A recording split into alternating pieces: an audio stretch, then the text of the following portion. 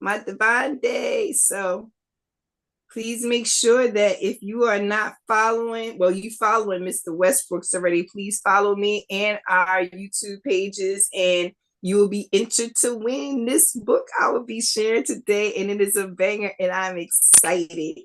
So please do join us. All right, all right. We live on both now. Oh, junk. Now we are cooking. Peace, peace, peace. Peace, everybody. This is Unread with Nick and Roo, and we are doing a special edition today for my divine day. It was just a day, Groundhog's Day. I was feeling amazing. And for those of you who know me, you know how hard it is for me to separate myself from a book.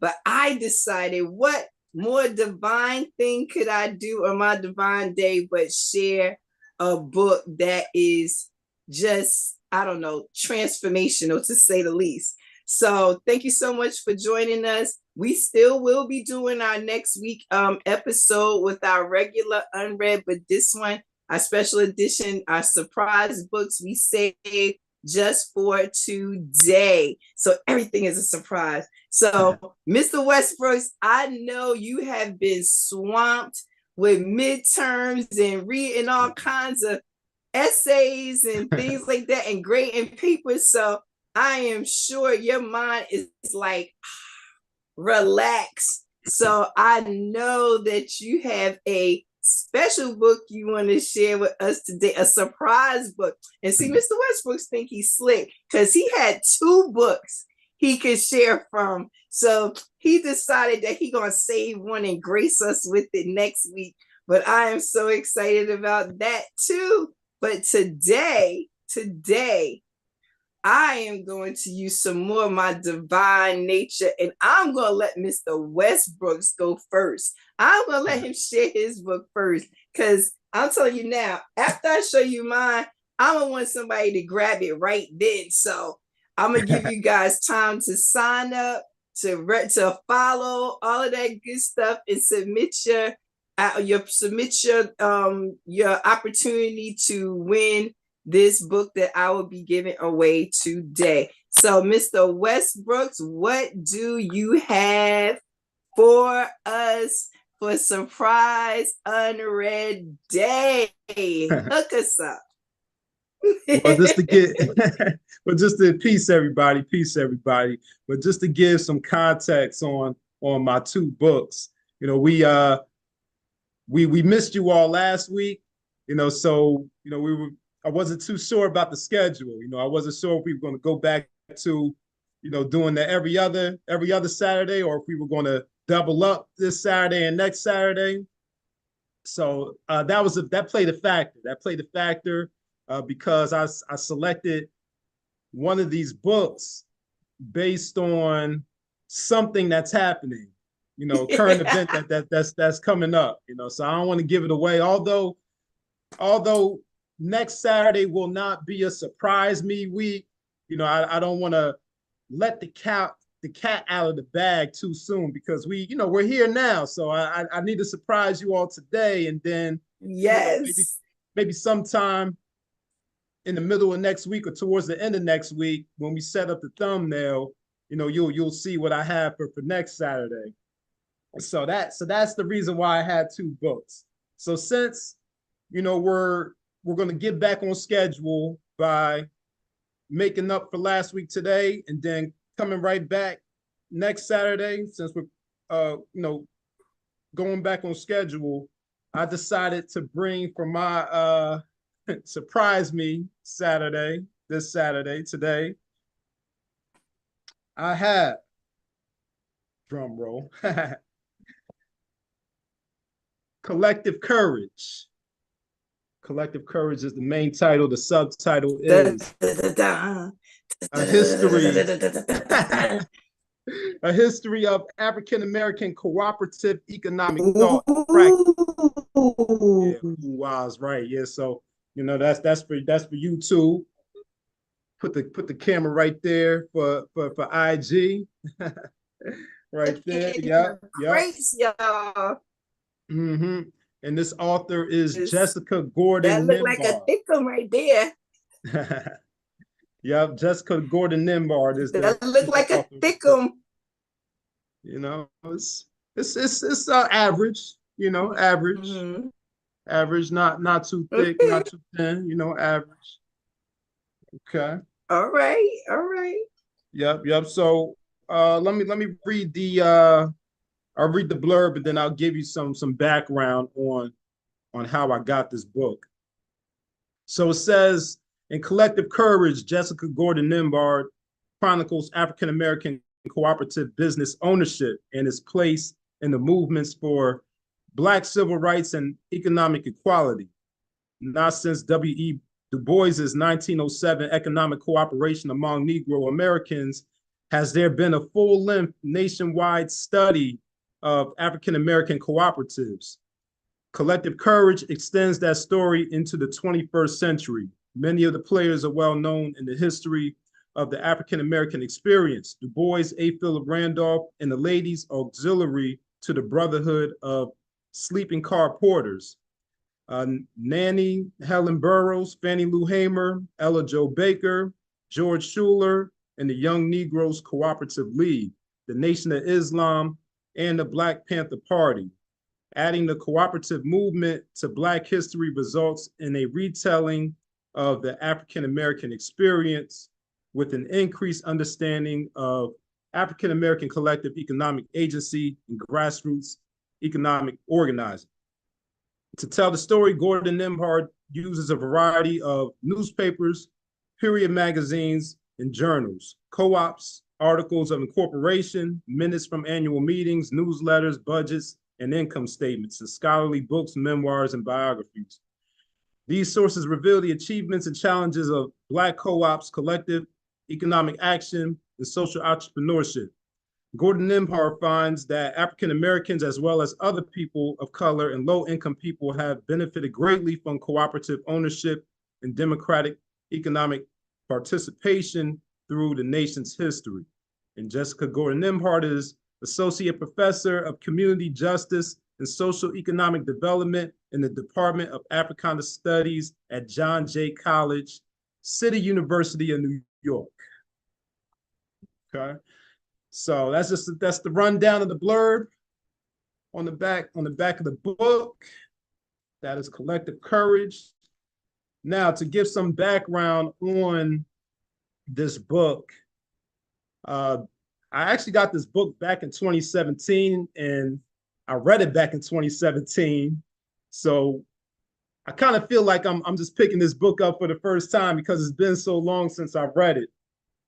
But I purchased this book at an actual book signing event at the Source of Knowledge bookstore in downtown Newark. So I actually have the autograph in there. Had the autograph in there.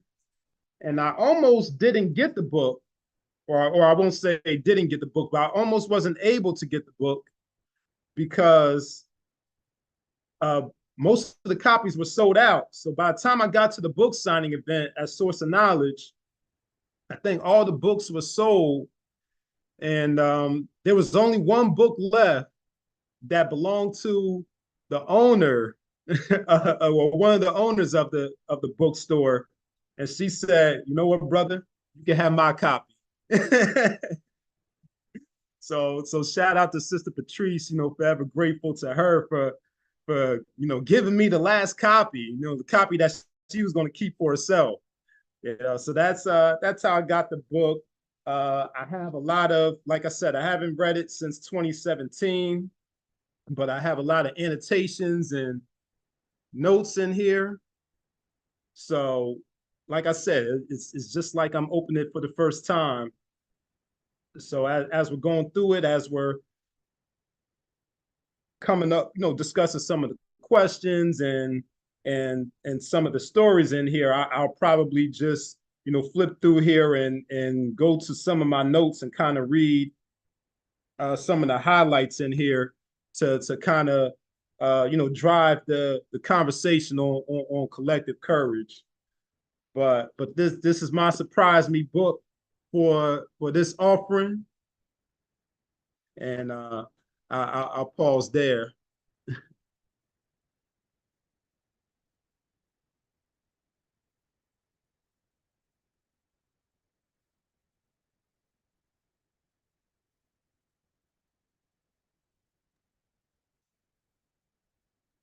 Wow, what a powerful offering.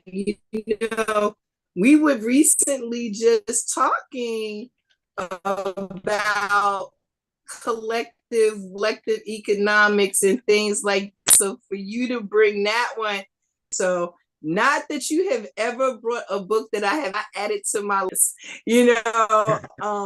most time women, just listening to you do in terms of what way have they made them now applicable to what it is that we're trying to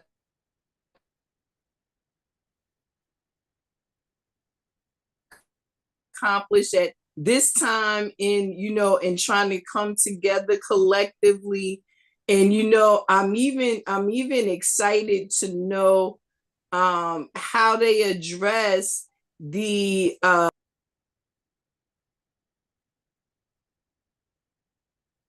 Uh-oh.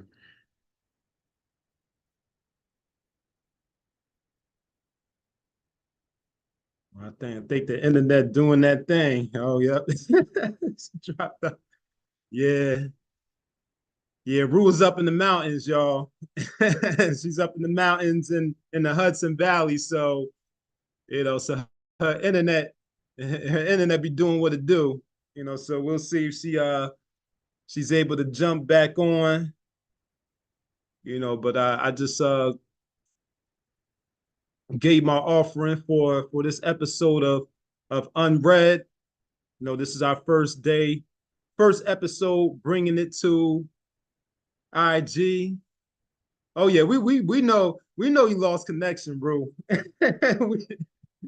we know where you at up in the mountains, so it's all good. It's all good. But we'll see if you can get back into the building. You know, if not both platforms or one. So we'll wait and see if Roo can get back into the building. But yeah, y'all, this is our first time, multicasting on both YouTube and Instagram. So shout outs to the Instagram family, shout outs to the YouTube family. Let's see. I haven't even looked in the comment. Okay. All right. Looks like Rue's coming back on to the YouTube.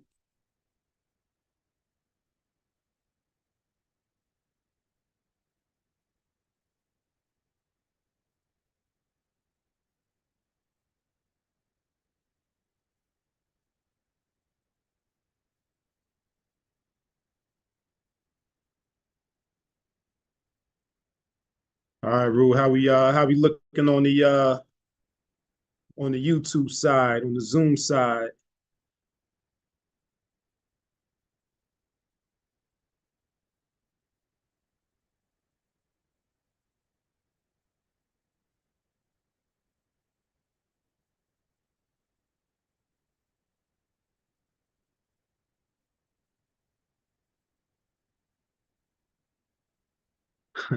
I think the excitement had the internet acting up too.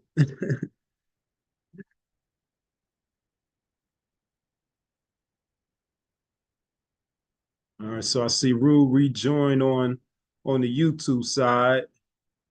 Just waiting to see if her audio and video is back on.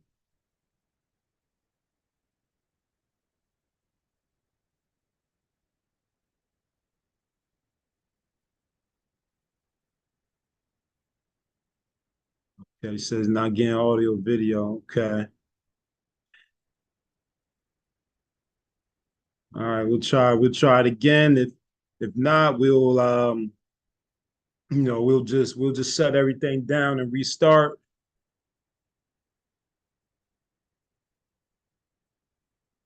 Okay, let's see.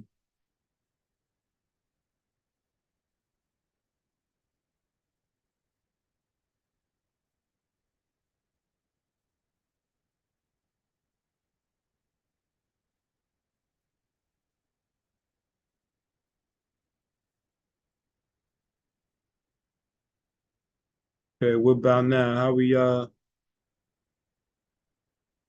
still having some audio and video challenges on the Zoom side?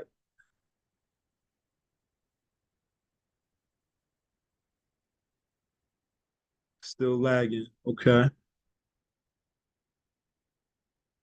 Man, I think all the excitement, think all the excitement and streaming on two platforms got us I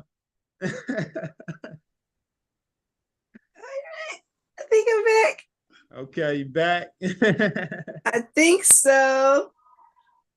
Let me see if I can get back over here. Can you send me a invitation on the Yeah, other yeah, let's side? see. Yep, yep.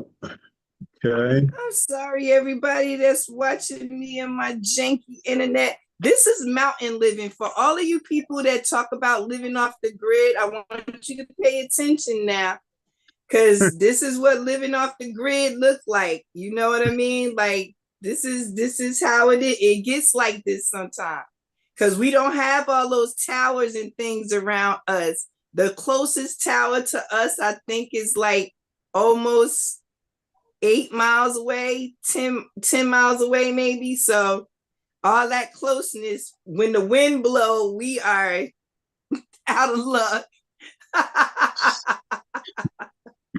but yeah, I was definitely saying that I'm interested to see how they address the different issues of coming together and the courage that it takes, again, and that ties on to being like off the grid, like the courage it takes to go ahead and do your own thing versus staying a part of the quote unquote, mainstream collective and deciding to make an intentional collective. So I'm sure that they probably touched on some of that. So is that part of the themes that you saw in there, or were they more just stories of what our ancestors had already done? Well, actually, what I didn't do in my opening was go through the contents, go through the table of contents. So actually, let me read off some of the chapters and the sections in the table of contents. So this book is broken up into three parts.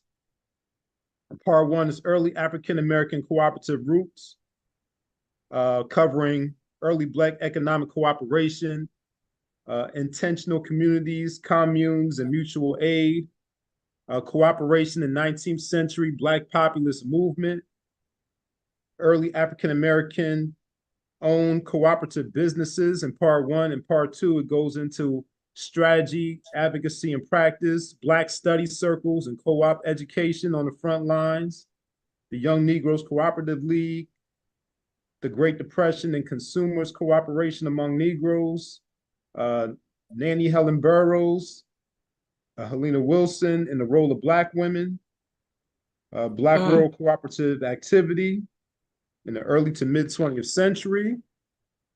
That's in part two. And then in part three, covers 20th century practices and 21st century solutions. So the Federation of Southern Cooperatives and economic solidarity in the African American cooperative movement, connections, cohesiveness, and leadership development. Then there's also a timeline of African American cooperative history dating from 1780 to 2012, and it highlights selected key events along that timeline. So my answer would be yes. Yes. It does cover some of those challenges with organizing those cooperatives, but those are the areas that it covers.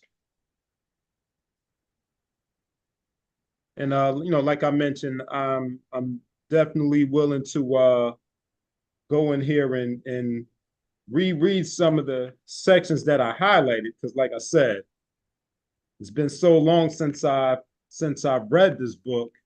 My memory is definitely definitely failing in terms of some of the specific, stories and information that it covers. All right.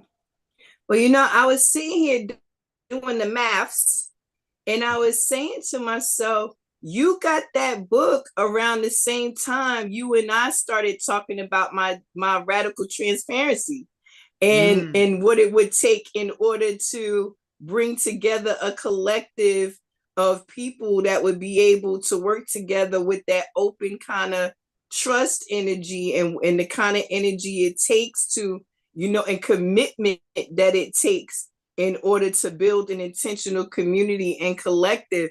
So I really find it interesting that you got that around that time and you read it, but here we are again, and we've come so far together, Nick. Like, we've watched each other grow in different, things, and I've watched you, do things and investments, and we were just talking about, the trust that it takes to put your hard-earned cash in somebody's hand and say, let's do this collectively. And then, some of the challenges have been people not being honest. And once that happens, it doesn't even have to happen a bunch. Once that happens, it spreads like wildfire. Like, the news of that will spread quicker than something going well. You know what I mean? So you get these people who have invested in people that they trusted, and the people have run off and left them high and dry and left with all their savings or what have you, or things just didn't turn out the way that they could. And unfortunately, in our community, they'll tell you quickly that you're not supposed to mix family and business. And I'm like, well, if I can't do business with my family, who can I do business with? You know what I mean? Right. Like, who is there? You know what I mean? Like, what am I doing? But I also have come to know that family doesn't always mean your blood. So your soul tribe, it counts for a lot. And goals and intentions, set the tone a lot of time of what you'll be able to do collectively. So I think that's a really great book, and I would definitely be interested in knowing, what they talk about in terms of vetting. That was something that was one of those conversations we keep circling back to. Like, what is your vetting process and who decides, and, all of these different things. So that book sounds amazing. Yeah. And we can definitely use those stories and those experiences from the past to kind of give us some idea and a roadmap to how we approach cooperative economics in the present day going forward. The last chapter in the book does cover, solutions, so we can look at what's been successful in the past, the processes in the past. We can look at our current challenges and kind of combine those ideas together to come up with solutions of how to proceed forward and ensure our future success in collective and cooperative economics. I just happened to open up to page 66 here, and in the middle of the page, if I could just jump in 1 second. I could just jump in 1 second, can you show Def Perp what book we're working with right now, please? Because they asked what book is this. Oh yeah, so maybe you can show it. Show it on this on Instagram. So I should look at this camera right here. So this is a Collective Courage by Jessica. There you go, Def Perp. Yeah, Jessica Gordon Nimbard. Collective Courage. Yeah. About the history. About the history of African American cooperative economic thought and practice. So that is a book. Yeah. So I was just talking about this page that I opened up to, page 66, and Now I don't have the context in here because I only highlighted this part, but it actually discusses some of those challenges that you were just alluding to, and I think it's referring to a bank that was created, and it says in the second year there was a major scandal from which the bank did not recover. This is another example of an attempt to pool Black resources and jointly own a business that will provide needed services to the Black community. There's also an example of mismanagement and apparent lack of transparency and adequate oversight. There are many examples of both throughout the history of African Americans. The failures, especially of Black banks, also feed the collective Black memory of distrust and of aversion to business ownership, which in the 20th century has limited the willingness of many African Americans to become involved in Black-owned business ventures. So I just read the part that I had highlighted there. So right there, what I just read was what I just highlighted, or what I had wow, highlighted. that speaks directly to what we said. And you know what? I have to jump on the numerology. It's on page 66, which is equality. So the fact that it talks about the scandal and what dropped what caused it to fail, that they couldn't recover from, the fact that it's on page 66 is just like, wow. Yeah. Because there wasn't a level of transparency there that allowed for that scandal to not be able to take place, because it has to be some cloaking and some veiling in order for something like that to even take place. Yeah. You know what I mean? So yeah. And this is referring to the Lexington Savings Bank in Baltimore, incorporated in 1895. So that's the bank that it's referring to. And it says the bank's president was Everett Waring, was a graduate of Howard University School of Law. That's your alma mater. yeah, it is. Yeah, and reportedly admired Capital Savings Bank in Washington, D.C. Actually, I'll go up and give some more context to the part that I read, because I just kind of zoned in on a part that I had highlighted. But it says, according to the Maryland Archive summary, Waring planned to gain as much of the Black savings in Baltimore as possible. Prominent African Americans in Baltimore, businessmen, lawyers, ministers, elected officials, were charter members and stockholders. Depositors came mostly from the Black working class. The bank was, quote unquote, supported entirely by colored people and catered entirely to the poorer classes. And that comes from a news clipping from the Baltimore Morning Herald. And it says several hundred people held deposits in the bank by 1896, and all celebrated the success of its first year. So that's where it ends. And then the part that I highlighted that I read a few minutes ago, that's where it picks up.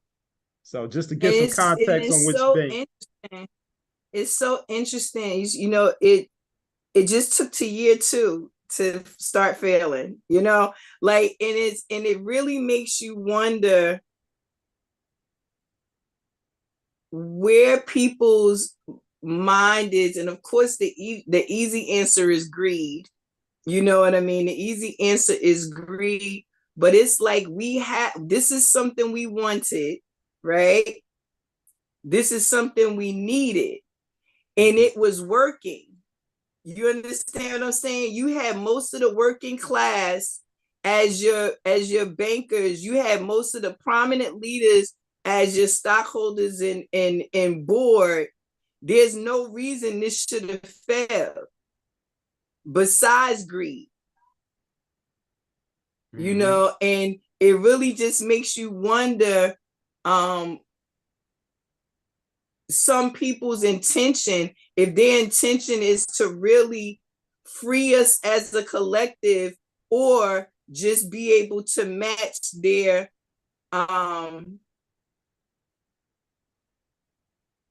counterparts in this world. Right. You know what I mean? Right. So it just, am I trying to get enough money so I can go over here with John and Tom, versus am I trying to get enough money so we are the collective? They want to come hang with us. You know what I mean? Like, and they always do, because they want to get in and destroy things. But my thing is, at what point did somebody say, well, you know what? This is going great, but I think I'm gonna skim a little bit off the top, or from whatever the problem was that caused the collapse. It's just one of those things where I could think of a current situation. I'm not gonna mention any names because we don't be trying to blow nobody's spot up, but it's just like you get people's hope up, and they take their little savings and they give it to you in this trust that we are doing something for our children, we are building something of their own, and then only to have the person keep telling you, we're not ready yet, or oh, that money, we needed that money for something else, or blah blah blah blah. It's a lot of missing money in our community, is all I'm saying. It's a lot of missing money in our community, and it's usually the poorer people that are the ones giving. And it's so sad because you can tell how much I'll put it like this. If I had $100 and you like, oh, all we need is everybody to give $25. There's no way I could really afford that $25 without it hurting whatever my budget is. But I believe and I want and I know we need so bad that I'm willing to sacrifice. You know what I mean? I'm willing to take food off of our table, or heat out of the house, or clothes off of our bed to do this thing, because I truly, fully am invested in this collective that we know we can have. And then somebody just gone. You think that person is ever going to invest again? Right. And it's like ever. Yeah. And to make it worse, and what this same page kind of highlights after that, Bank, is the compounding of those negative experiences all happening at the same time. So not only did you have that bank that failed, but you also had the failure of the UNIA happening around the same time, and also the Freedmen Savings and Trust Company, the Panic of 1873, all those things happening at the same time that further kind of jades people's perspectives and desire to participate in these projects. And didn't I also hear you mention in that highlighted part about the memory of some of these things happening before, stopping people from even investing at that time? So you figured that was 18 and some change. That probably back in 17 and some change, they tried it too.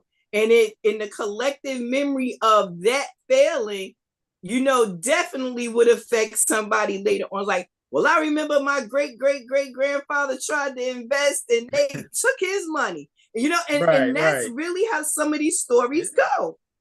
You better ask some of your family people, ask some of your family. They will tell you it was the people that they trusted that stopped them from wanting to be a part of the collective, or making them feel like a collective is not something we can do successfully because somebody's going to always trying to get over.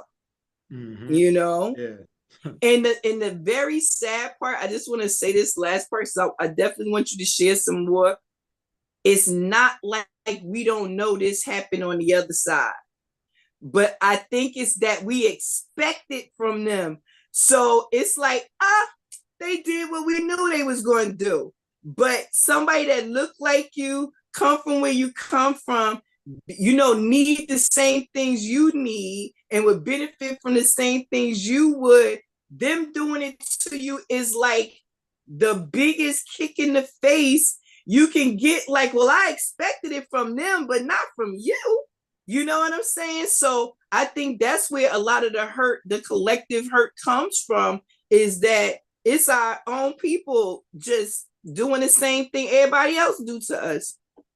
And it hurts, and it's actually a form of self-hate. Yep.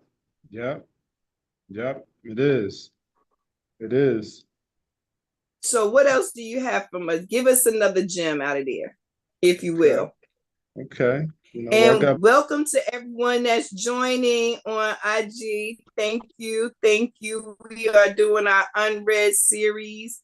Mr. Westbrooks is sharing a fantastic book, and we are just getting into a little bit of the meat of it. And this is a book that, you know what, I'm gonna tell you like this. Like I said, we've been having this kind of conversation for about 5 years, Mr. Westbrooks. So I mean, it's time to whip that baby back out, and I'm glad you did. Because it's like you said, you're looking at it with new eyes. So it's almost like it's unread again, because now you're coming in with a different intention. You're coming in with a different level of experience, a little more background, a little more focus on where you want to go and what you want to do and how you can actually use this information, because you already are a part of a financial network. So I would love to see even how that book would enhance the work that you're already doing. Right. Exactly. And we, not only am I part of a financial network, but it's a financial network that practices cooperative economics. Our current project is a cooperative economic endeavor investing in the continent, investing in the land and the real estate in Zanzibar, Tanzania. And and as of right now, I think we have about 50 or 60 investors that pool their resources to purchase to purchase a building, and also to purchase the land itself, out there. And I guess to kind of go back to what we were just discussing as far as the vetting process, we do have that many investors, but it did involve a vetting process.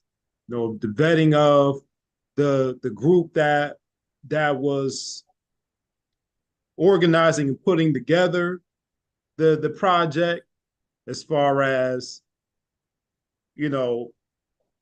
the CEO of the company, constantly running down his history and his accolades, showing that he has 20 years of experience, doing this work, and all of the testimonials from over the years, people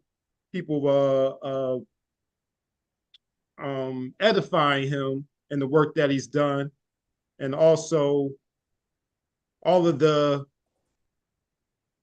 organizations and individuals that he's worked with. And all these folks look like us, but unfortunately, a lot of times we have to highlight the success that we've had with folks that don't look like us, in order for our people to accept it. So he's had so he's definitely had to tout all of the corporations that he's done business with. In order Isn't that something that you have to be like, well, they accepted me, don't you want me?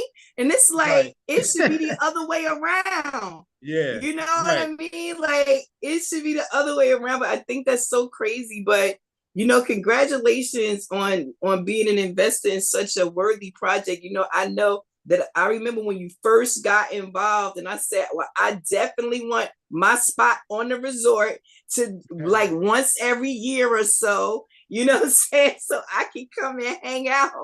But, I love the fact that you mentioned that not only did you buy the building, you bought the land.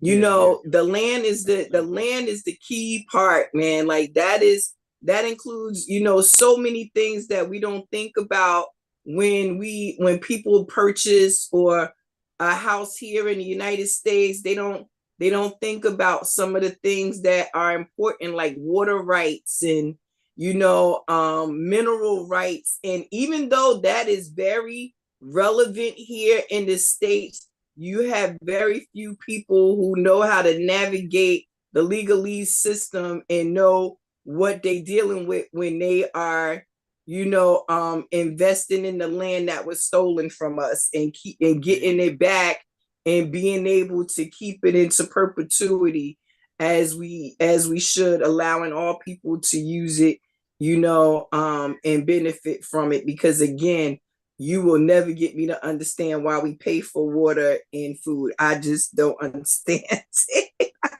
I don't understand it. I don't think we ever will. It's like all I think about is that one film where they were paying for air, and I'm just like, the way we going and the way the air is set up right now, like they already got so many states that have no decent water, and it's like, come on, y'all, we failing. You know what I mean? We supposed to be the superpower. It's third world countries that's doing better than us, or so-called third world countries, because that's what I'm gonna call it, so-called airspace. Yes, Def Perp, airspace, exactly. Airspace rights. It's crazy.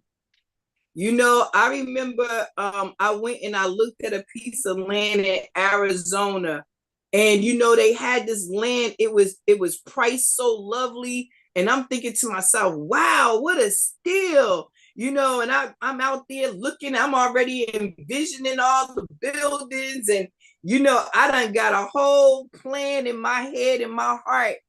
And then they started talking about water rights and digging a well, and how they talked about how the ground is caliche and they have to have diamond tip drills, and you can replace at least 3 of those in the course of a build, and then you got to get a permit to do this, and if you want to bring some electricity in, you got to do this, and I was just standing there and I'm listening to them mount up the price, and it's like, yeah, you can offer the land for $150,000 because it's going to take me $1 million almost to be able to really truly own the land that I'm dealing with. And I still might not have water rights. It's crazy. You just giving me the right to dig a well. So it's really crazy. And I want to jump back to your table of contents, because I did hear them mention something that has been a project of mine for 25 years strong, is building intentional communities. And I have been to some intentional communities and see how they can run. Now, I will say this, most of them are not run by people that look like us. But I will tell you this, when somebody like us comes to look and see what they're doing, they will do anything to try to get you to join. Now, isn't that interesting? You know what I mean? Isn't that interesting? But here we go to somebody and be like, yo, if 5 of us or 6 of us do blah, blah, blah, they ain't trying to hear it. We don't trust us, but we'll trust them, And I'm not making it a us and them thing, but that's what it is. This is what we're talking about right now in this particular book. We're talking about the things that we have tried to do to keep our collective, or to even just have one. And that's why I said, going back to the courage of things and how they address what it takes to have that kind of courage to do that kind of work, because we know that from history, from our, see, we can't act like we can learn from everybody else's history and we can't learn from our own. We know, what did you just say? We had a bank, it was flourishing for a year, and then boom, fall. And the next one fell, and the next one fell. You think we're gonna get somebody to run and say, let's open a bank right now? You know what I mean? So I tell you, knowledge, one to love, peace, peace, peace to the God, peace to the God. Peace, Yes, peace. we love you too. We love you too. You gotta come over there and cook on your show, brother. You gotta come over Yep. there to do the knowledge radio and do some Right. things like that. Yes. But we are talking about, we want to have an after party. Oh, not today, an after party. You know, this is Divine Day weekend, so I'm trying to catch a little bit of that sunshine, even though it's freezing outside. But yeah, you know, we definitely have to hook up. And you know, let me just say, knowledge born of law, y'all. For y'all who don't know this brother, he is so important in our community. This brother is documenting everything. If you have a name or you got a story to tell, he will give you a platform to tell that story, because he is interested in making sure that we preserve the history, that we talk about the things that worked and didn't work. So shout out and flowers to Knowledge Born of Law and Do the Knowledge Radio and all of their amazing offerings. And yeah, peace to the God, for sure, for sure. Right. But so share one more piece with us, Mr. Westbrooks, and then I'm going to do my book and my giveaway. Yes, Yeah, because that's what we've been building up to. Yes, the Divine Day giveaway. Let's talk about it. So that's the moment. That's the moment we've been waiting for. I mean, I got a lot of sticky notes in here. Okay. I got a lot of sticky notes in here. Let me see. Let me see if I can find something interesting really quickly. I think what I was looking at towards the end of the book was actually kind of interesting. This is well, actually on the opposite page, I see a diagram in here. Let me show the diagram, and then okay. I'll see what it says on the page. So I'll show it on to the YouTube camera first. All right. Okay. Very nice. That's the core groups. I agree. Yeah, and I'll show it over here. On IG. Yes, yes, yes. Yes, yes, yes. Yep. That is it, y'all. That's the formula. That's the formula. Yeah, yeah. That is the formula. Talk about it, Mr. Westbrooks. What does it say? Yep, yep. So this is in the section called Networking and Regional Economic Development. And it's referring to the Young Negroes Cooperative League, the Eastern Carolina Council, and the FSCLAF, the National Regional Cooperative Organizations, discussed in previous chapters. So this looks like this is a model.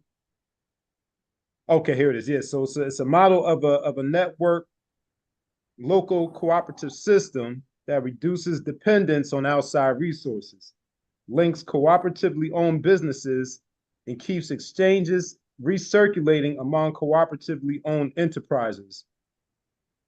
It says, while such a model is still rare in that most cooperatives are relatively isolated, the network model graphically portrays potential linkages and shows how cooperative principles work together, how cooperative commonwealth could work. So you have, the four major groups, like I just showed on the screen, is you have the credit union, the worker co-op, the housing co-op, and the co-op store. So for the credit union, mortgages to local businesses and residents, savings of residents donations to community. And for the worker co-op, you have wages used to buy goods in the store, the co-op store, mortgages from the credit union that was in that other quadrant, dividends increase residents' assets anchored in community. And then next to the housing co-op, you have mortgages from the credit union, materials from the store, more civically involved, and more home ownership. And then for the co-op store, it says mortgage from the credit union, affordable local produce and supplies anchored in the community. So this is kind of like, this is like the visual model of what we talk about when we talk about the circulation of the dollar and how long the dollar, lasts in the community. And when we talk about putting dollars in such and such banks, and those banks, using those dollars to give, mortgages to people who are us or not us. This is the visual representation, and it's, describing how this will work, although it's so rare, so rare in history, is so rare, especially in our current times. But this is the model that, our communities were, attempting to form here. And it goes on to the next page, because this is getting towards the end of the book. So it's going into, the solutions and the benefits of these cooperative practices. And the last thing I'll highlight here is what I have marked on the next page, kind of addressing the benefits. And even though there was challenges in the 1800s and the 1900s, the benefit is still there. It says the cooperative history documented in this book confirms that cooperatives are an important community economic development tool in Black communities because of their economic and social benefits. They recirculate local resources, support education and training, create jobs and meaningful work, address market failure and marginality, are economically and environmentally sustainable, facilitate joint ownership, build wealth, require democratic participation, develop leadership capacity, and promote civic participation. Wow. Yeah. so the functionality and the benefits of the cooperative, that's those are all the implications. Those are all the benefits. If we were to establish such institutions and practices. For all those people running around talking about what's the solution, sound clear to me. You know what I mean? Like, I'm listening to that and I'm saying yes, and it makes absolute sense. You know what I mean? Because if you think about how things have been working, you go into your major stores like Ace and Home Depot and all this stuff to buy your supplies or whatever. But if Mr. Murphy got a mercantile, and I know that sounds so old school, but if he got a mercantile wood shop, like that's where you go. And let me just say, that model really makes me think of the Amish and the Mennonites. Mm-hmm. There you go. Groups like even the Italians, mm-hmm. and some of these other groups who only buy their major supplies from each other. They lend money to each other. They do food, with each other. They do doctors with each, and it's just like, why is this such a hard concept for us to grasp? Like, what's going on? And I'll have to say the conversation that I engaged in yesterday, because I always try to make sure I spend my divine day just doing things that make me feel divine, and having these kind of conversations about the upliftment of of the humanity and preserving, you know what I'm saying, what few morals people have left and adding on, you know, is something that I love to do. And we were talking about, you know, not just accountability, but feeling responsible, like, you know, feeling responsible for setting the tone, you know what I mean, and accepting the fact that we have not done the best we could, you know, and you know, and the problem is not just, oh well, I don't want to deal with my people. It's deep conditioning. Yep. Deep conditioning. And we have to, like, for all these people, and this is no disrespect to anybody's journey, for all these people that jump in and they've been woke for a year or whatever, and they think they done, oh, I done deprogrammed myself and blah, blah, blah. Let me tell you something. You have been being indoctrinated from the time you came out the birth waters. So let me let you know, it's not just going to go away in a few days, brother or sister. One or two books is not going to take all of that out of there. This is every day, all day work. And the key part is learning how to think. Because we don't even think for ourselves. Well, some folks don't. I listen, I work on it daily. You know, I can't stand to be told Aquarius season, hello. Don't tell me what to think now. You know what I'm saying? Don't tell me what to think. What you said, think left. I'm thinking right. What is you talking about? but nonetheless, learning how to think and realizing that, hey, no, accepting the fact, yo, I've been conditioned. You know, I've been trained to not trust people that look like me. And I've had that lesson reinforced by the people that have been conditioned the same way. So it takes a group, a collective amount of courage to come together and say, look, we are all recovering from our conditioning.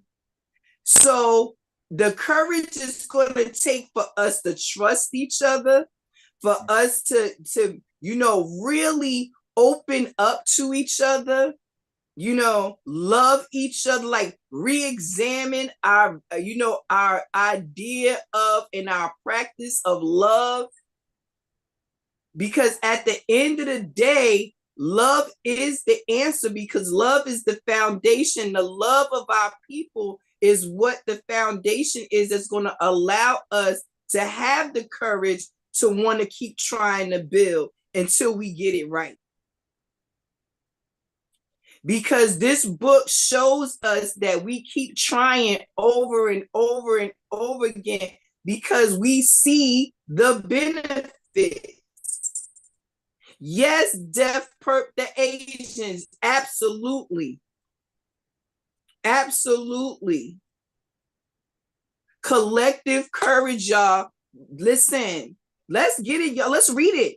Nick, you know, I'll volunteer you for something in a heartbeat. You know, maybe Nick will guide us through this book, and maybe in the process we can collectively do something. You know, even if it's small, we have to stop thinking, oh, there's a PDF, y'all. Deaf perp, let's share that with the people, please.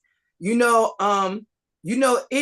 we think sometimes that, oh, it takes this big movement to happen for the little steps. Baby steps are just as important as these big, gigantic strides. You know what I mean? It's going to take baby steps for us to trust each other.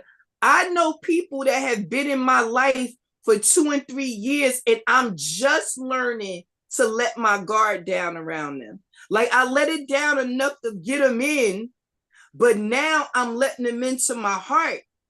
You understand what I'm saying? I'm letting them into my life. And that takes a different level of courage, because I have proof that doing it before didn't work.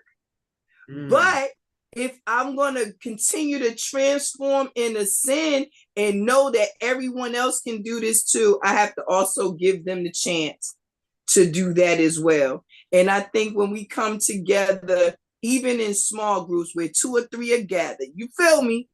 Like if 2 or 3 of us get this book, thank you, Def Per, for putting that in there for us. 2 or 3 of us come together and we go through this book together. Who knows what ways we might be able to apply that to the communities that we live in. You know, if I'm in New York, you're in New Jersey, and Def Purple, I don't know where you are, but let's just say Maryland. We can take this back to our respective communities and say, hey, here's a book we need to be in. I went through this book with 2 or 3 of my friends, and look, we can make this happen. Knoxville, Tennessee, yes. I'm coming to Tennessee for the first time this month. So I'm excited. I'm going to Vanderbilt University and do a workshop there. So I'm excited about that. But yes, Tennessee. You know, but yeah. So Nick, thank you so much for bringing that book off the shelf, knocking the dust off. Cause man, you got me fired. You know I'm fired up. You know. Oh yeah, I know. I can tell. I can tell. You know I'm fired up because that's my thing. Trying to get us all together. I have 7 children, y'all. Just so y'all know, I have 7 children and a whole bunch of grandchildren, and I have been trying to.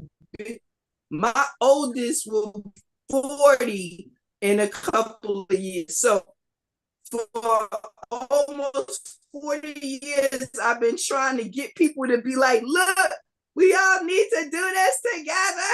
You know what I'm saying? But one thing I know, having adult children, I know you can't make anybody do anything that they're not ready to do. If you see the value and they don't see the positive traits of the outcomes that we can have, you can't force them. You know, sometimes I wish my children were little again, so I just be like, look, we buying this land and y'all gonna do some farming and shut up about it. You know what I'm saying? but you know, here we are, you know. But thank you so much for sharing that book, Nick. That is definitely a banger. Please make sure you put that book in the chat and on IG so people can see it. And we'll definitely have to put it on our IG thumbnail, our YouTube thumbnail after we are done, to let people know that that was the book that you covered and shared. I'm just like, I'm amped now. Like I'm done. Like I don't even need nothing else. Like my book doesn't even matter. Oh no. I know you got some fire over there. I know you got some fire over there. I'm like pumped up now. I'm like, man, I don't even want to talk about nothing else. You know, wow. I love that. I know you got some fire. I love that. I know. I'm ready. I'm ready for my mind to be blown by what you got. First, let me just say thank you to everyone that sent me Divine Day wishes. I really, really appreciate it. You know, for those of you who study astrology, one of the things that growing up I had to realize was that sometimes, you know, you don't always get back what you give out. And, you know, I'm a giver. I'm a servant. I love being a servant. I love giving myself and all of my dedication to humanity, to people. That's my thing. You know, it gives me great joy. And so a lot of times though, you don't get that reciprocated. So yesterday, some of the just simple like, hey, guess who's getting old? I'm like, I am, you know, like that really made a difference to me. So thank you, everyone. I appreciate you. So my book, So again, for those of you who know and those of you who don't, I love books. And that is how this series even got started, because I love books. And I had a great opportunity at one time to be the person that set up book signings for the book company that I was working for. So I got a lot of books that had just hit the bestseller list. I got books that were unreleased, and I got a lot of opportunities to meet different authors and things like that. Sometimes when we have an author come in, we will order like an extra crate of books because, you know, you don't know how many people are going to turn out. Like I was telling Nick, when we did this particular book that I'm about to share, we thought we were going to have an overflow of people, but all the overflow of people came for Nicholas Sparks because they wanted to see Nicholas Sparks. So it was just like, I'm like, y'all want to do the notebook? Like, this is the notebook. You know what I'm saying? So this will allow you to create your own damn notebook if you know what I'm talking about. But this book, it is an unread. I think I got clipped off of here. Wait a minute. I got clipped off the IG. Let me get you back. Or is it making you start again? No, I sent you another invitation. There we go. All right, there you go. I'm back. Okay, so this book is an unread. I was telling my daughter-in-law earlier that you know, I love a study buddy.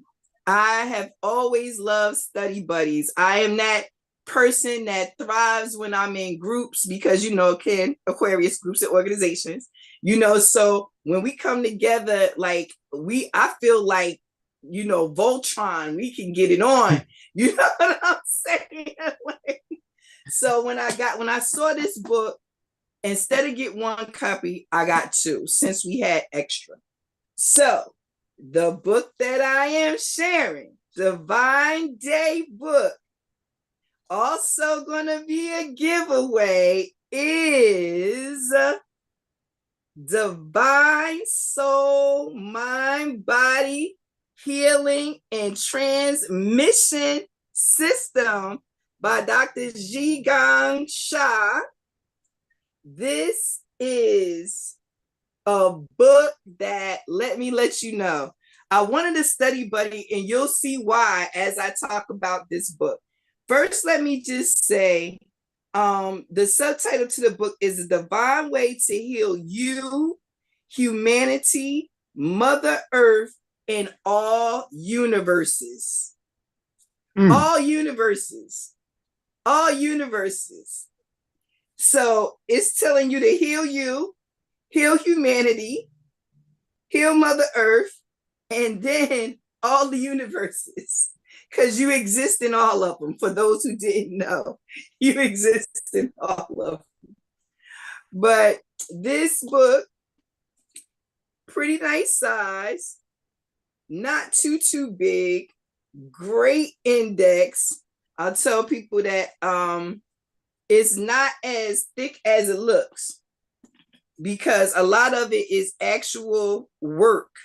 So I'm going to put on my spectacles and I am going to share this with you here. In 2006, Dr. Shah published his first major book on soul healing, in which he revealed this one sentence secret: heal the soul first, then heal the mind, and the body will follow. That book, Soul, Mind, Body Medicine, has already benefited hundreds of thousands of people worldwide. In 2009, the Divine further guided Dr. Shah to create the Divine Soul, Mind, Body Healing, and Transmission System. This book gives you the soul secrets, wisdom, knowledge, and practices of this divine soul healing system. In this remarkable and uplifting guide to physical health, emotional wellness, and spiritual fulfillment, Dr. Shah reveals practical techniques to heal you and your loved ones, your pets, your relationships, your finances, organizations, Mother Earth, and humanity. Okay, so we talking some serious stuff. It says this divine soul healing system will teach you how to remove soul, mind, and body blockages, receive divine soul mind transplants, invoke and practice the divine soul mind and body transplants. And in addition, Dr. Shah shares deep secrets of traditional Chinese medicine and ancient philosophies and offers step-by-step exercises and easy tips for healing and rejuvenation. This book offers you the most powerful soul healing available the most powerful soul healing available at this time. It is truly a breakthrough, a divine gift, and a treasure for humanity. This is the gentleman here, Dr. Shah. Dr. Shah, for those who want to see. Okay. Now, let me just say, I said that I love a study buddy. So you see that I got you. This one is mine. And I'm going to tell you why this one is mine. So when they made this book, then they printed it the first time, they added something special to the book.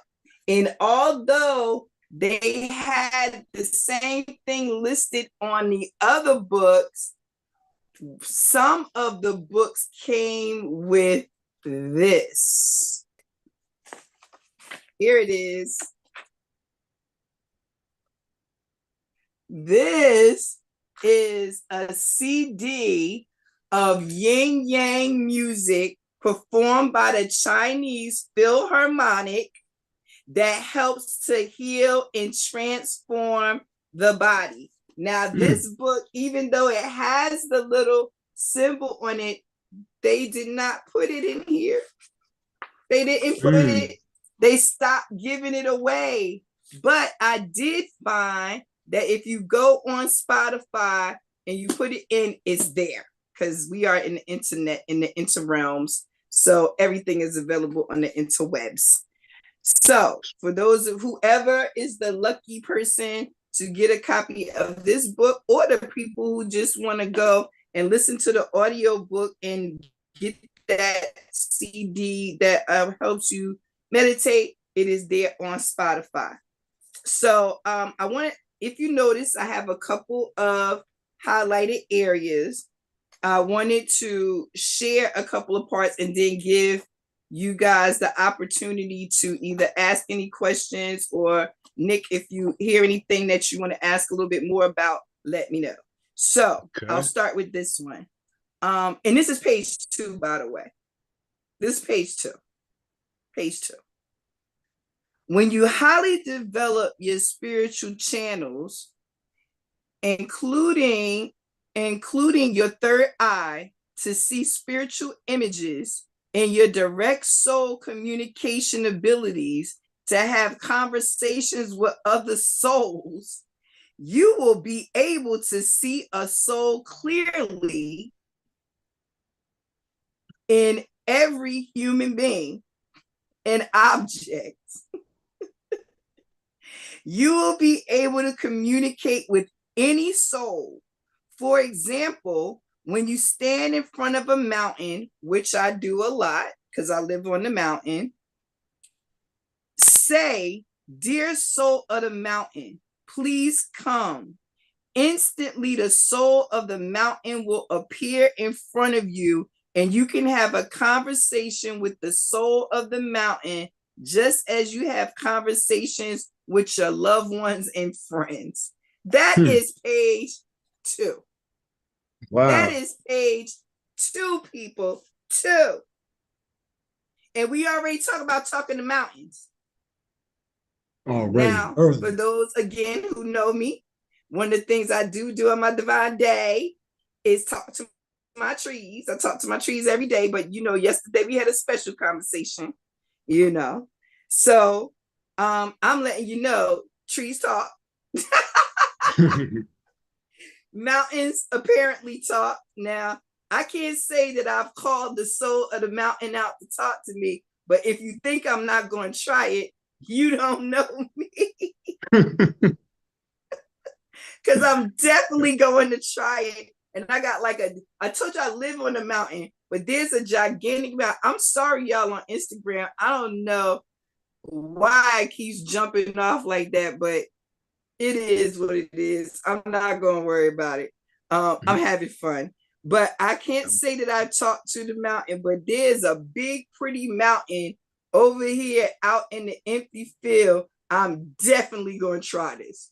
And you can best believe that if the soul of the mountain reveals itself, I will be letting y'all know. Because what? You can't keep that to yourself? Are you crazy? But I thought that was interesting. And the fact that it's on page 2 just makes it lovely, just lovely. So all right, are we back on am I back on Instagram or no? I just shut it down. Yeah, okay, since that one is not working. All right, we'll leave that.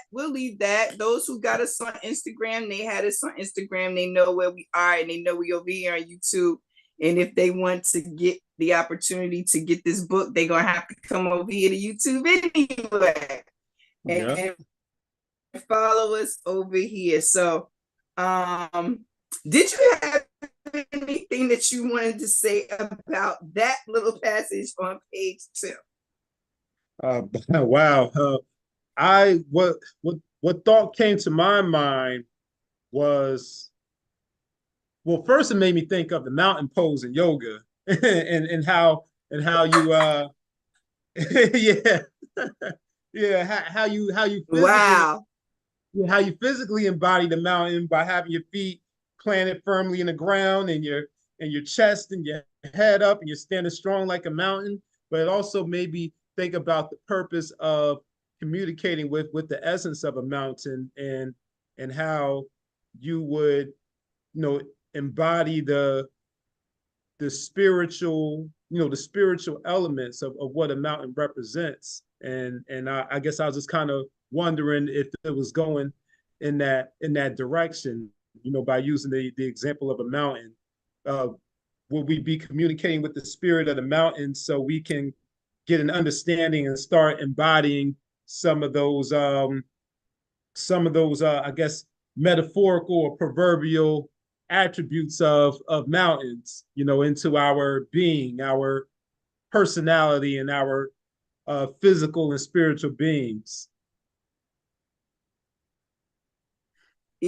First and foremost, I love the fact that you talked about the physical part of the mountain, and how it made you think of that, because one of the things we'll see as we move forward in here, I told you that this book is not as thick as it looks, because a lot of it is actual work that you'll be doing, you know what I'm saying, in the physical. So I love that you mentioned that part. One of the things that I think stood out to me is like 2 questions. It's like, first of all, what in the world is the mountain soul kind of gonna sound like?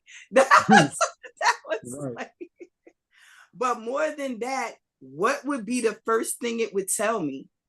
Like I don't even know if I would have questions as much as I would have like, just talk to me. Like, you've been here a long time, like some things. So to communicate with the soul of the mountain, and I think, like, I agree with you, some of the attributes of the mountain, the ability to transform and change and adapt, what I'm saying, as it erodes and grows, things growing on it and under it, and in it and all of these different things like that. I really just, it just really makes me wonder. And I really, like I said, I have had the pleasure and the honor of being able to hear a tree and plants and things talk, but I have not, the mountains have always fascinated me. I always talk to them because you cannot tell me that they can't move. I've just, that's always been my thing. I know they can. For whatever reason, I know a mountain can get up. And that is, for somebody that lives on the mountain, that is one interesting thought to have. Like, what if the mountain just decide to stand up? Like, what you gonna do? What you gonna do? Where you going? You know what I mean? So I thought that was interesting. But in the next paragraph, it kind of goes into a little bit more about what the universe is made of. It talks about everyone and everything in the universe being made of matter. It talks about how easy it is to really understand that tangible physical things are made of matter, and the important secret of teaching that even things like energy and light and souls are made of matter. And so energy being made of tiny matter, and light and souls are made from even tinier matter. So it's letting us know that all matter is in motion, and matter resonates and vibrates constantly. And it kind of falls into that thing that everybody who woke be talking about, how energy can't be created or destroyed. That's one. I think we should have like a t-shirt with all the first things you say when you so-called wake up. And I'm not picking on nobody, because that was me too. That was me too. Don't listen. I laugh at me all the daggone time. If I can't do it, who can? So, all right. Now, the next thing I wanted to go to, and you kind of hit on it when you talked about the mountain pose. And I just, let me just say, for those of you who don't know, Nick and I share this love for books that only two bookheads can really get.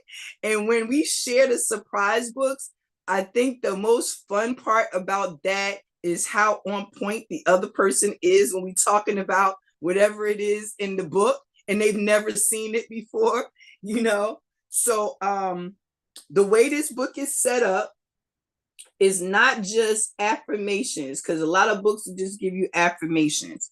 This book, it really, like it said, it gives you a transmission system to healing everything. So it moves in different realms. They have body power, soul power, sound power, and mind power.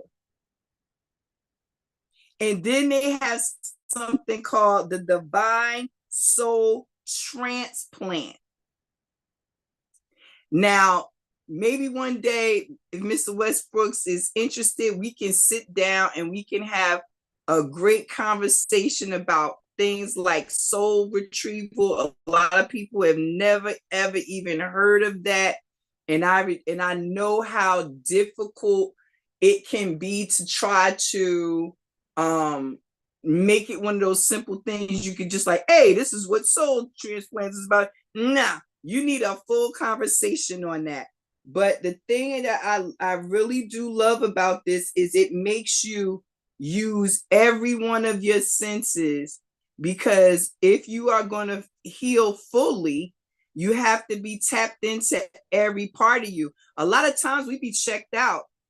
A part of us be checked out. We go into autopilot and we just do the things that we got to do, and we're not really thinking about it. And, we just going. And this makes you stop and really say, listen, I have to address all of this problem with all of myself. This particular one here that I decided to share was the divine practice to remove negative attitudes. The reason I highlighted that one is because if you are in this world and you are just breathing your breathing, you see some of the attitudes of these people we walk around with, and they are just, I don't even understand what's going on sometimes. You know, we talk about these attitudes of gratitude, and it's a lot of people walking around here not in that space. There are a lot of people walking around super duper negative. And you know what? I'm not going to say it's without good reason, because, you know, again, the deep conditioning and, you know, being constantly have it constantly reinforced with things that make you think in that realm. It's easy to have a negative attitude if things just don't ever seem to go your way. Some people, life has been hard from the moment they've, you know, body took its first breath, you know, and so for people like that, it's a little bit harder, you know what I'm saying, to have this attitude of gratitude. But I just want to share with you how in depth the process is here. And I won't read the things that are said over and over again. I won't read, but I'll just give you the basics. So in body power, using your body itself, it has you put one palm over what they call your message center, which is the heart chakra in the middle of your chest. So they're saying that this is the message center, right? So they tell you to put one hand over your chest, over your heart, and put the other palm on top of your head over your crown chakra. So you will be like this, you know, holding one hand there and one hand here, right? And then it tells you to activate your soul power. So what is the first thing that you think that the soul power does? Maybe, just kind of. The soul power. Now think about it. You just activated the body. Okay. So what do you think the soul does? So I'm thinking of activating, you know, the inner needs and desires and things of that nature. Okay. This is show you how simple he has made this book. He said, okay, the first thing that the soul says is, hello. I cannot make it up, yo. I cannot make it up. It says the first thing it says is hello. It says, wow, say hello. And it says, dear, my divine golden light ball and golden liquid spring of divine, remove negative attitudes, soul, mind, body transplants. I love you. I honor you and appreciate you. Please turn on to remove my negative attitude. I am extremely grateful. Thank you. Simple. Simple. And the one thing I tell people is I've learned over these years that if this language doesn't resonate with you, create a language that does. Use words that do. Because this is about your healing. This is about your transformation. So, you know, take this work and you work with it as it is. But as you become more skilled in the practice and deeper in the practice and see some of the outcomes that you want, you'll be able to take this language and make it your own, you know? So then it goes from using the body power and the soul power to using sound power. And all that is chant your soul language. It says, sing your soul song. And so all it says is, divine treasures, remove my negative attitudes. Thank you, divine. And you say that a couple of times. You can sing it, you can say it out loud, you can say it in your mind, is really just one of those things where you're being very intentional about activating every one of your superpowers. So we know your body is a superpower, the soul is a superpower, your sound is a superpower. Last but not least, your mind. It says visualize divine golden light and a divine rainbow light resonating in your message center and on top of your head. Practice these 3 to 5 minutes per time, 3 to 5 times per day. Close each practice in this way. How, thank you, thank you, thank you. Simple, simple, simple. And I'll be honest, sometimes being me is not easy.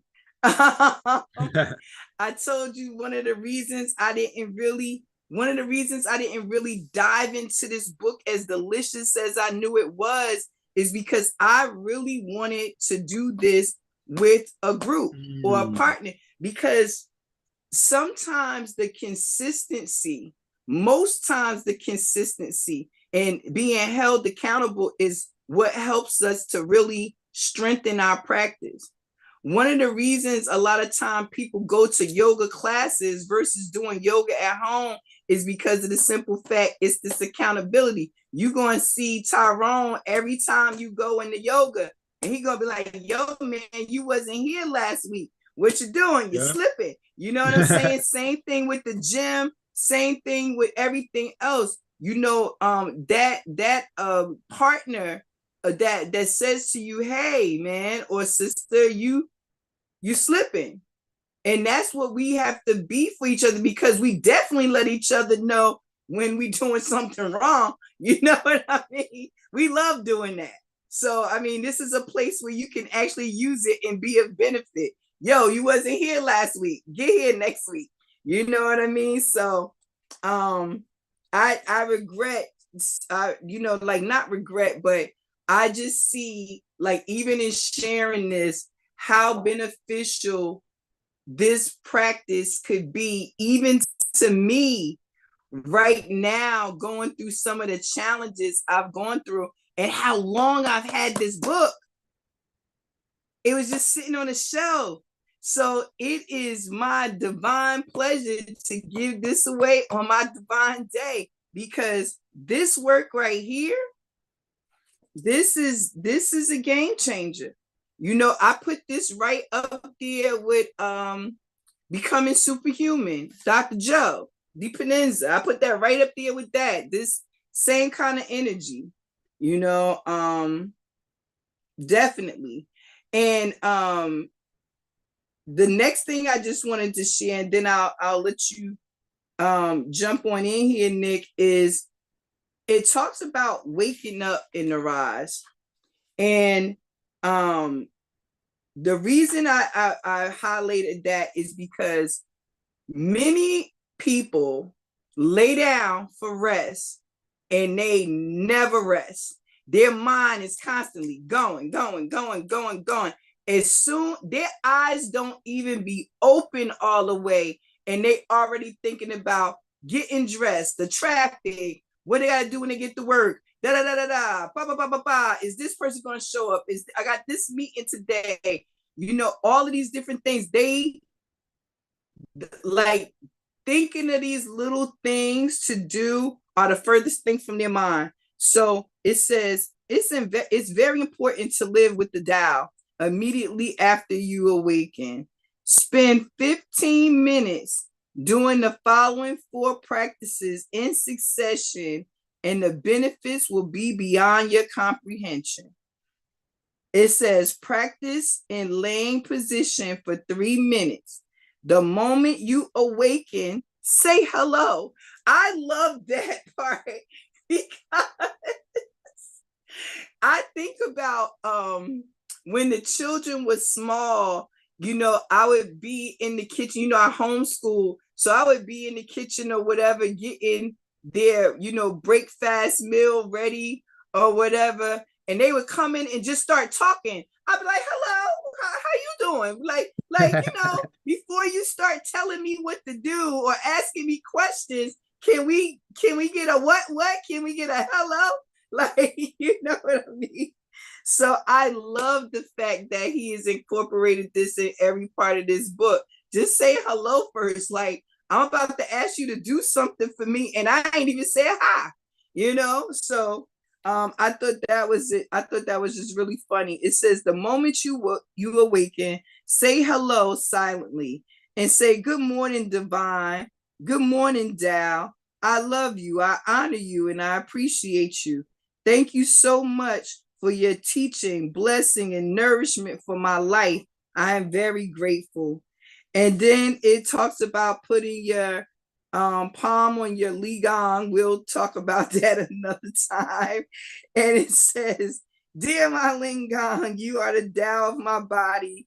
The Tian Ming sits inside. And, it just goes on and talks about a little bit of soul tapping. And then it talks about putting your hand on your message center. And it just really, again, reiterates using all your parts, your body, your soul, your mind, and your sound.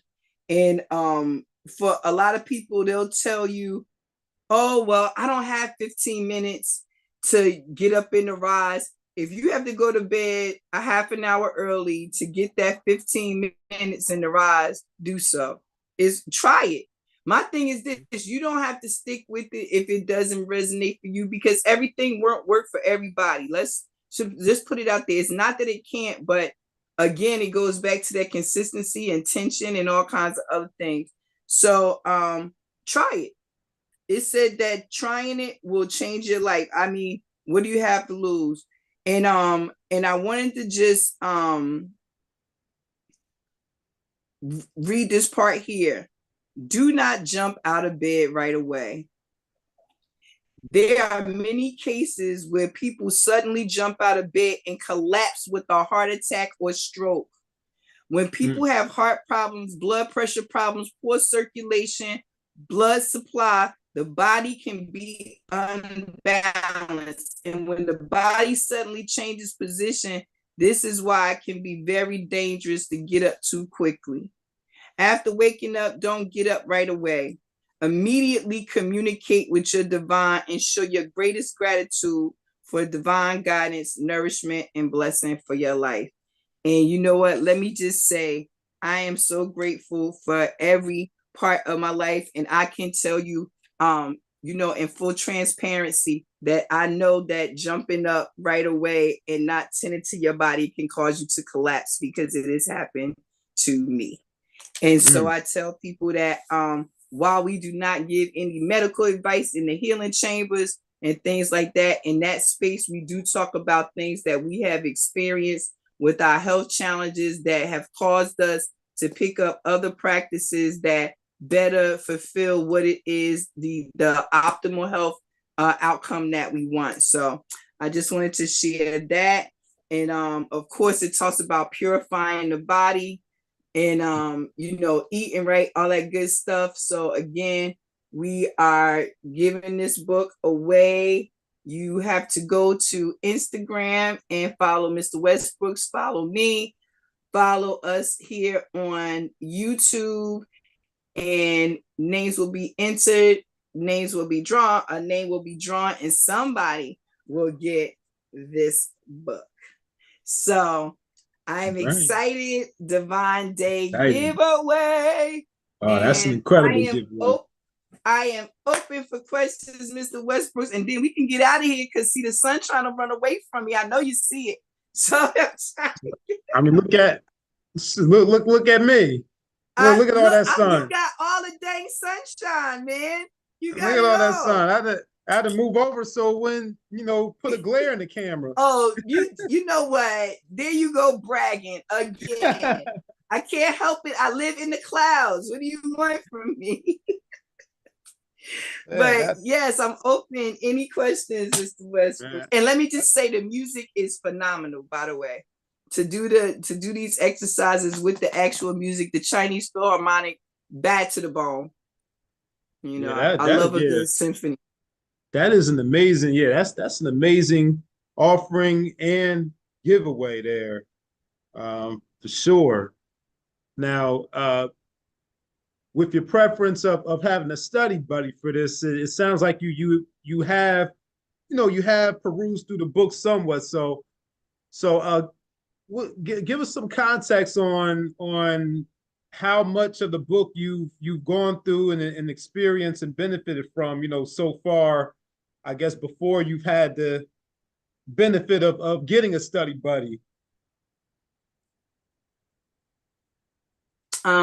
That's a great question. I have gone through the book, so I would be able to share. And when I talked about putting this work right up there with Dr. Joe DiPendenza, the Becoming Superhuman, that is what it reminded me of. That like this book truly reminds me of that work. And I came into Dr. Joe's work couple, like about 3 years back, maybe about 3 years back, or whatever. I was having a severe health challenge at the time, and I had these, this downtime where I could read, and that was one of the books I had sitting on my unread shelf, and I just picked it up. I was like, if any time I need to become superhuman, it's right now. You know what I'm saying? So I picked it up. But what I would say about this particular book is that, in my opinion, this is a lot more straightforward and easy.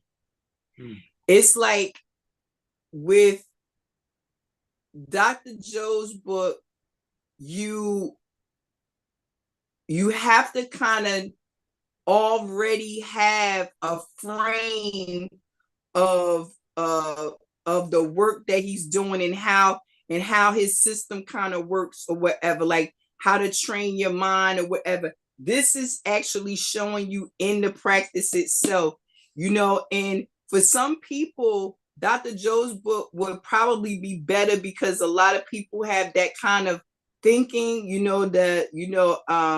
that personality type that needs that kind of structure in order to read the book. But for those people, I would say, who are more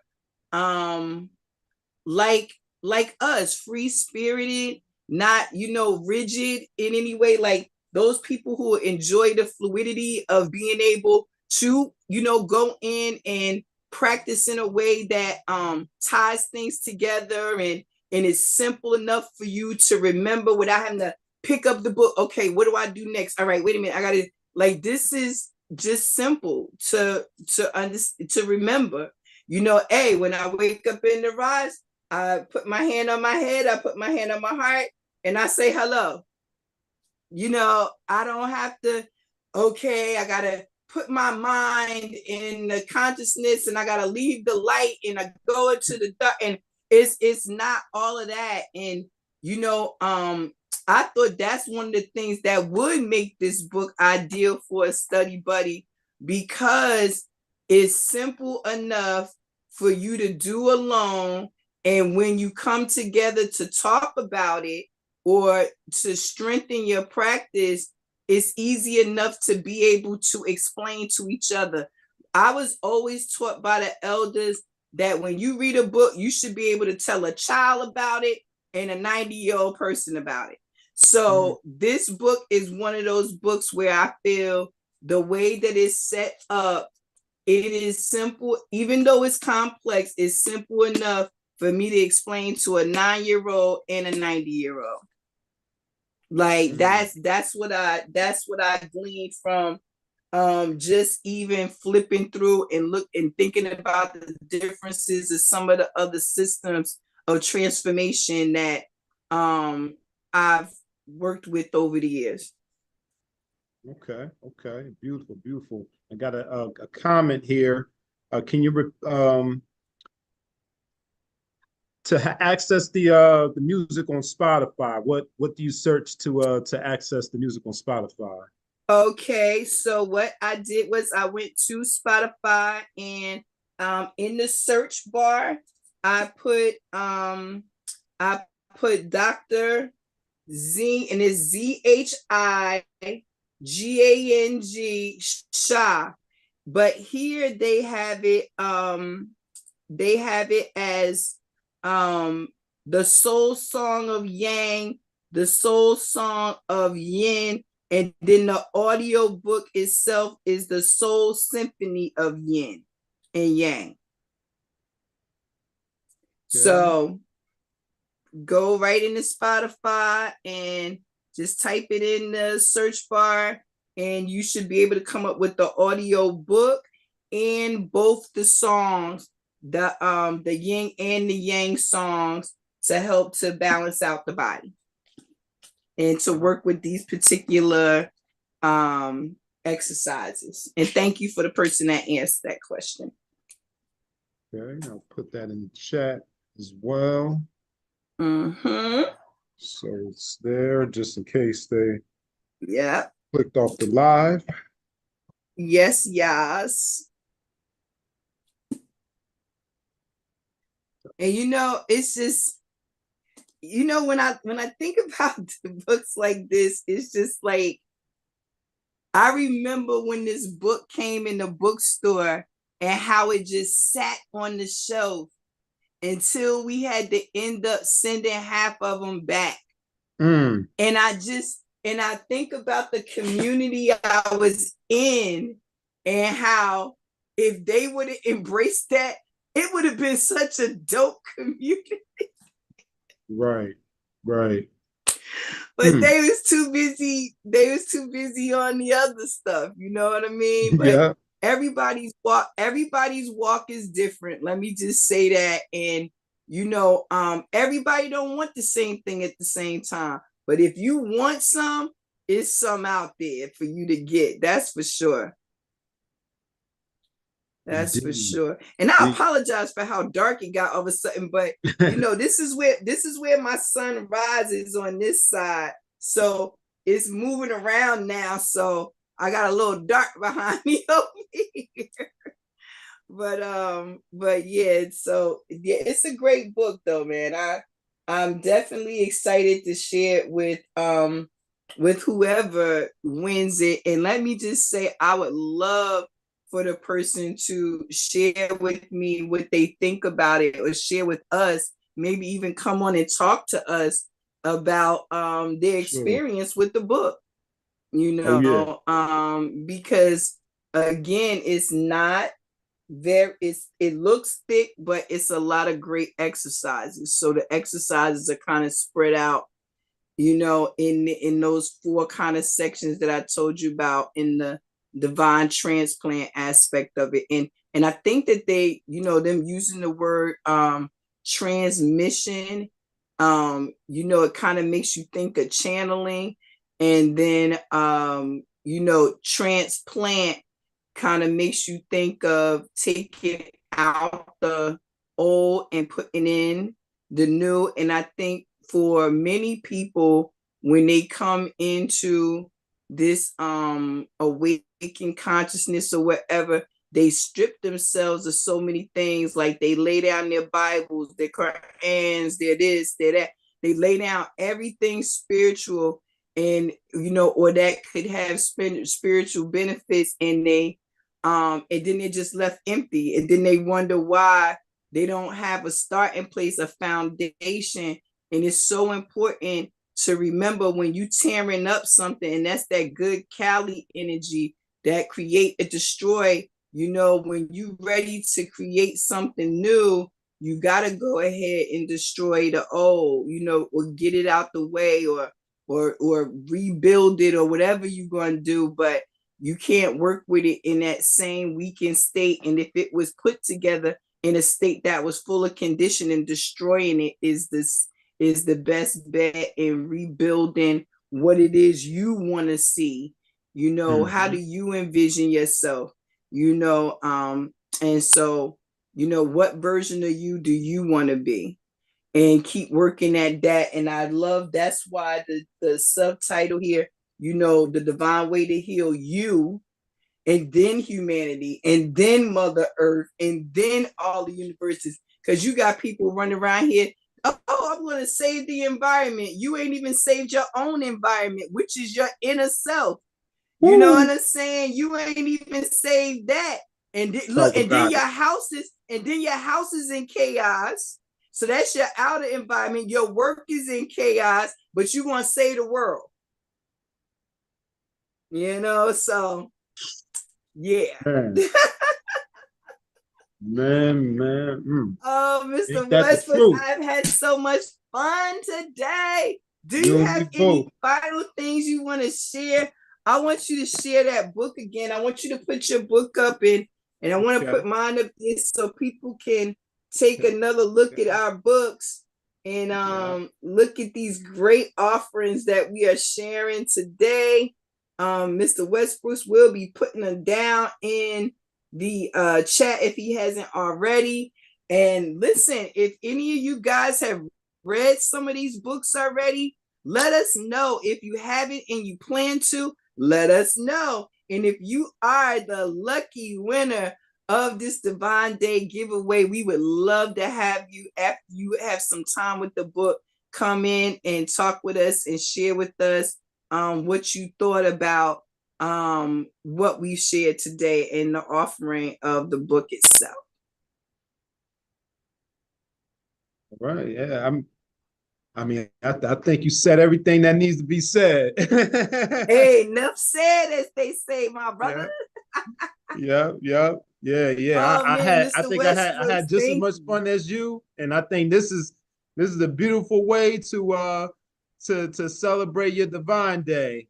You know, listen, I'm excited about it. I'm always excited to share. And like I said, I knew from an early age that one of my gifts and one of my goals in life, my assignments in life was to give and to share and to create.